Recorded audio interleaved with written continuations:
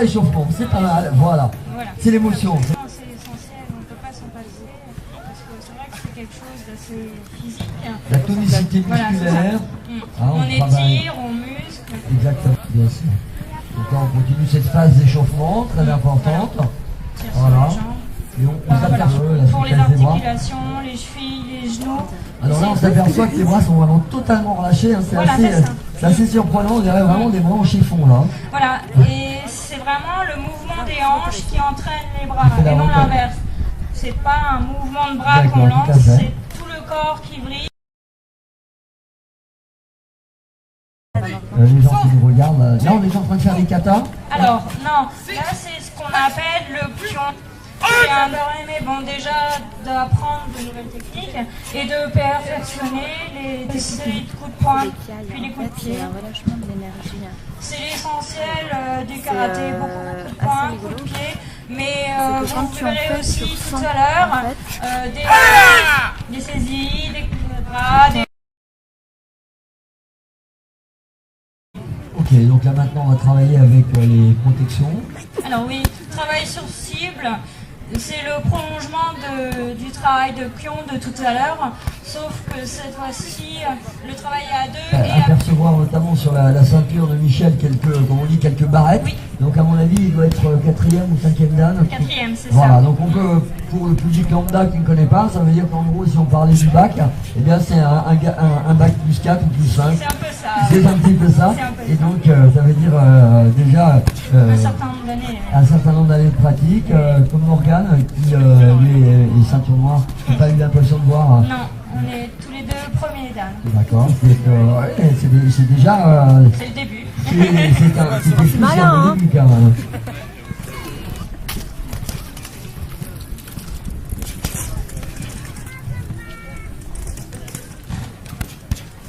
Alors actuellement, pour vous retrouver, vous êtes sur quel dojo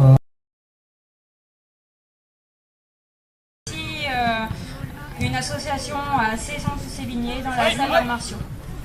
Un kata. Alors là, ils vont nous faire une démonstration de kata. Alors on rappelle que les katas, voilà, on va le voir, et c'est d'autant plus parlant en double, parce que on comprend mieux la nécessité et la précision du mouvement. On est vraiment dans des exercices codés, dans des mouvements totalement codés. Hein. Voilà, c'est ça. En fait, le kata, c'est un enchaînement technique. On pourrait dire que c'est un combat contre des ennemis imaginaires. Le combat est réel puisque l'énergie est là, vous voyez la puissance, mais les ennemis sont imaginaires. C'est un exercice à la fois pédagogique pour apprendre de nouvelles techniques, pour faire perfectionner. Ça permet d'apprendre à se déplacer tout en maintenant son équilibre.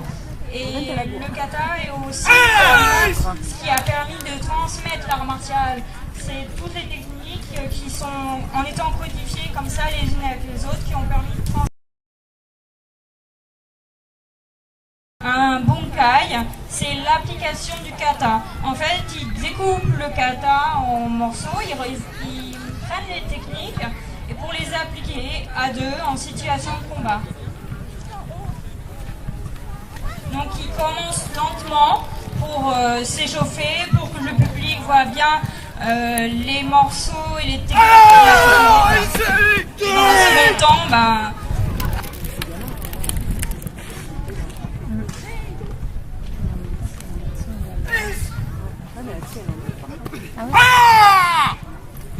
donc vous voyez, comme je disais tout à l'heure, on est un peu perfectionné. C'est vrai que c'est des choses qu'on voit un peu moins au début, mais là sur des katas avancés, vous voyez bien qu'il y a beaucoup de saisies.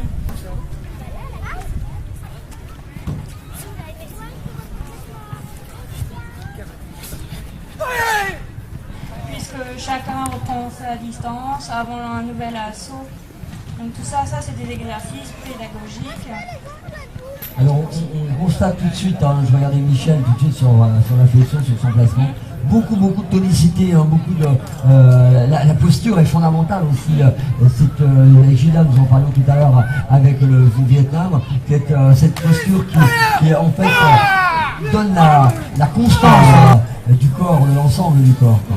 La posture est essentielle parce que si vous n'êtes pas bien sur vos appuis, pas stable, la technique finalement ne vaut rien, on n'a pas la même puissance et on ne peut pas avoir la même efficacité. Et probablement affaiblit considérablement justement votre posture et votre, comment dirais-je, votre position et être en situation de faiblesse par rapport à l'adversaire. Tout à fait. Le petit, il va Peut-être rester, en tu étant penses? même légèrement plus fort, Il a si pas l'impression les appuis sont qu'il est en mauvais, plein milieu des vous allez vous mettre en danger, probablement. Ouais, c'est ça. Disons qu'on perd considérablement en puissance, on est vite déséquilibré si la position n'est pas bien maîtrisée. Donc, Ouais. j'espère que Michel ne m'en voudra pas de plaisanter sur cette action. Donc là, il vient de nous montrer la partie du kata qu'ils vont vous démontrer. En fait, c'est la fiche technique qu'ils sont en train de nous démontrer et on va le voir à vitesse réelle.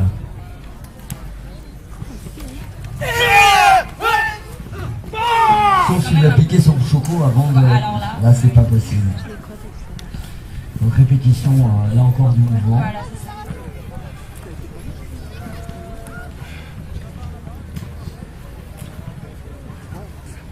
Alors, je pense qu'il y a plusieurs raisons à cette répétition. Un petit peu, c'est aussi le risque, parce qu'il y a un réel risque de se faire très très mal sur le niveau. Alors les gens qui restent devant, mais ça m'énerve. Dégueulez. Merci.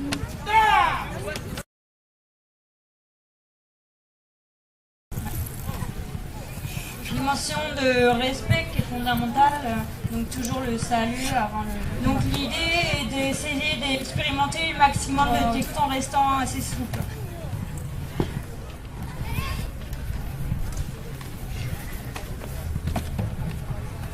Et c'est un exercice assez difficile parce qu'au début quand on se bat comme ça, on a tendance à se crisper parce qu'on a